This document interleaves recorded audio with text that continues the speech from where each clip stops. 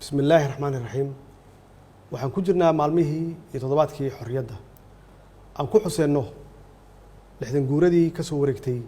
markii Soomaaliya ay xorriyaddeedii heshay iyo midowga ama midnimada waqooyi iyo koonfur ummadda Soomaaliyeed meel kasta ay joogaan dibadda iyo gudaha rag iyo dumar roole iyo caruur mucaarad iyo muxaafid waqooyi iyo koonfur iyo qaybaha kala duwan ee bulshada waxaan ku boorinayaa ama aan ka codsanayaa inay qayb weyn ka qaataan xusidda maalintan weyn ee aan lixdan jirsanay ummadda Soomaaliyeed waxaan kaloo aan rabaa inaan ka codsado meel kasta ay joogaan hadday joogaan guryahooda iyo goobahooda ganacsiga inay ku soo bandhigaan ay ku muujiyaan astaanta qaranka oo calankeena ayna muujiyaan inay tahay lixdan guuradu inay tahay maalin weyn oo kulligeen nuguda weyn inay tahay waxaan rajaynaynaa inay noo noqoto dabaaldegan